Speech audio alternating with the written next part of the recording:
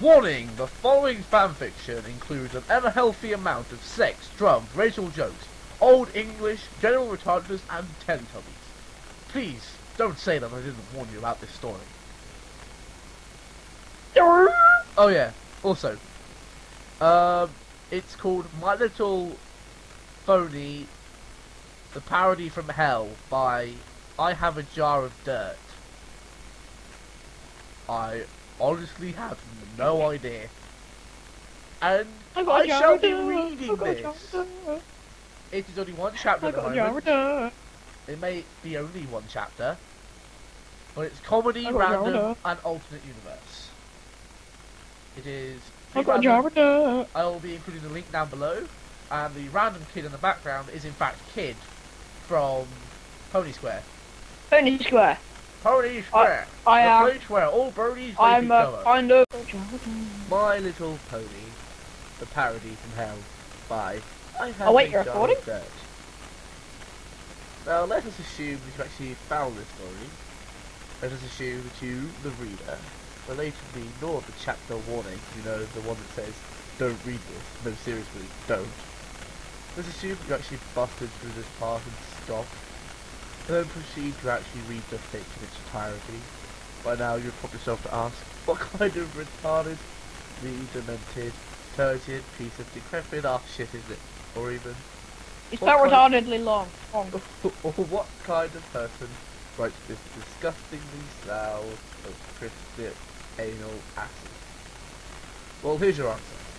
Yet she increased her whorings, remembering the days of her youth, when she played the whore in the land of Egypt and lusted after her paramours there, whose members were like those of donkeys, and whose emission was that of stallions. The Bible, Ezekiel 23:19 through 23:20. You see, God was my inspiration. Our setting for this shitstorm begins with the royal capital of Equestria, Canterlot. I will now leave over the narrative to our dear guest, David Attenborough. David Attenborough! No! Oh, shut up. You gonna eat your babies The next to it. native inhabitants of Aquarius Catalus, more commonly known as Ponies, live their homes. The workers are always under close scrutiny by their princess and her loyal guard, so the ponies must work quickly to gain their favours, lest they are deported from the princess's chambers and become sex slaves for the rest of their lives. This fic is amazing! Okay, we're gonna have a running review from Dylan about now. Viewed from above, the ponies show some some resemblance to an I'll get the Rule 34 ready. no. With the drones as the regular ponies, the soldiers as guards, and of course the princess as their queen, even with her slightly misguided name. You can observe the crowds and their quines moving in a similar fashion to theirs, so counterparts to scuttling around the ground in search of gifts to improve their air, in this case, and make the princess content. One of the workers seemed to diverge from the crowd, emerging into a full gallop and screamed over the top of his lungs something incoherent. This is typical behaviour of the most miserable individuals of the pony society, who finally crack under the pressure of living under their tyrant's shadow. The guards are quick to pursue the influencer, as sure as the chase begins. Finally ending, the guards might tackle the insane pony to the ground and drag him off to the royal castle, where the princess will severely punish him for his actions. Action. This is my action. For his actions. Action, yeah. Now let us shift our perspective to the royal bedroom. An unfortunate criminal pushes aside a rather spacious room painted in pink, while the door is firmly locked behind him, preventing any further escape from his plight. The princess approaches the terrified victim, clad in leather and with a whip in her mouth, while her prey desperately bangs at the wall adorned with phallic symbols. Thank you, Mr. Attenborough. We shall move on now.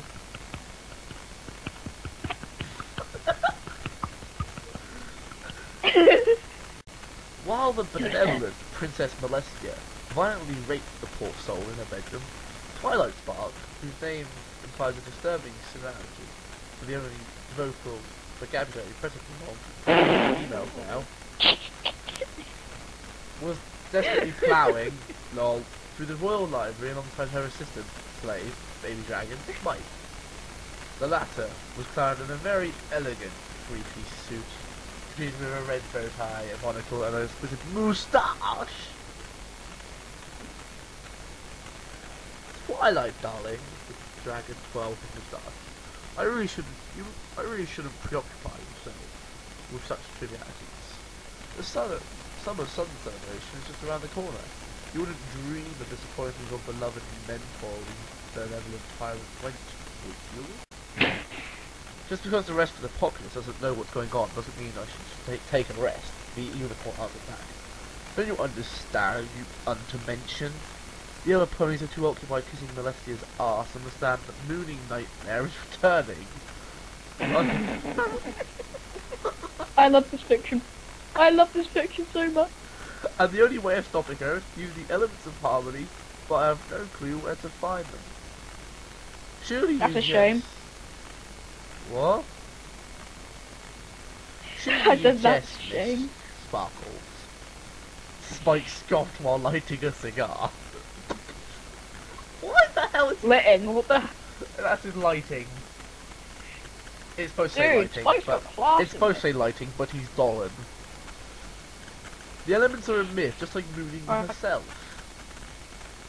If you feel such concern on the matter, how about a nice chat with the princess for a cup of tea? Twilight laughed like an arsehole on the open speaker. Of course, you retarded plebeian. Maybe I should just want to ask if she can shove her fruiter penis up my arse. She leaned in closer to Oh, Spike's no, face. it. Blue spoke in her face. Twilight coughed and smacked it away with her hoop. No one interrupts Molestia during punishment. Can't you hear it? They listened carefully through the library door. The sounds of aroused moaning, desperate wailing and whipping echoed across the palace. How about a letter then? Says Spike. It doesn't technically count as barging into her chambers. That's semi-brilliant, Spike. I'm gonna read it how it is. Not the only thing semi. God damn it, Dylan. God damn you.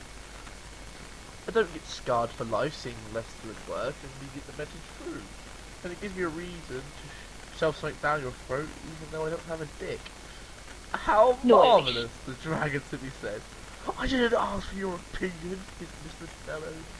At this point, Twilight's Alzheimer's kicked in, sending her falling down on the floor, uncontrollable spasms rocking her body. Alright, carry on. Twilight dear, how many times did I tell you to take your pills?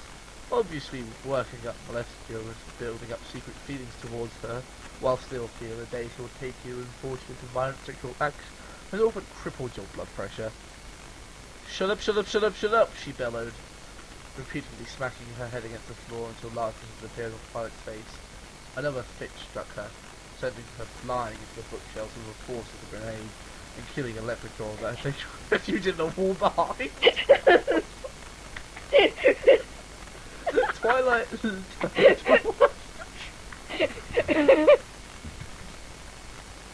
Twilight turned towards the dragon. Her eyes filled with so much blood, rage and pus, he would have been atomized in the spotted flares of kill. Her tongue was sticking out of her mouth, rolling around in a similar fashion to what lesbians do to be around each other. A bit of foam escaping her mouth while her nose dribbled with snot. She had another fit. Who are you? My name is Spike. Like, Jack. Yes. Like, this is all I can imagine when like they kill the unicorn. Unicorn? What? The leprechaun. That's all I can imagine. My name is Spike, her You're right, assistant calmly answered. And your pain is my pleasure, you filthy mongrel. Now please calm down before you bite your tongue off. The unicorn exhaled profoundly. Wait a second. Why the hell is Spike a little dickhead? Because Spike does what Spike wants. He has a freaking cigar. At the moment he does, and a monocle. The And a unicorn moustache. exhaled profoundly. Several terrifying chaos demons fled her mouth and teleported back into the warp. Teleported back into the warp. What? Bad. Why the hell are they crossed over Warhammer 40k? Because Warhammer is amazing, alright? Now carry on. Preferring Oh, their unholy carry on. plane of existence over the mad purple creature that walked the normal round. Twilight Sparkle brought up a quill and parchment and shoved it in my hand. Right, peasant. She cleared her throat. Dear Princess Molestia, I have come to the conclusion that in the near future, Brooding Nightmare will escape her prison and rape Equestria in the arse. The only way to stop her is to use the elements of harmony, which means I will require your permission to go and look for them. Your faithful student, Twilight Sparkle. What do For we this, sparkle? Twilight took it and forced it down Spike's throat and quickly swallowed it. After a short while, Spike vomited on Twilight, a foul, greenish substance covering half her body and making small disgusting bits stick themselves to her mane. No, not the main! Which prompted the unicorn to vomit herself, Anything but the making main! the nauseating pile on the floor grow and spread all over the room. Let's just scroll rolled off in the corner, covered in vomit, semen and little blood. Wait, where's the semen? Oh no! Semen fall!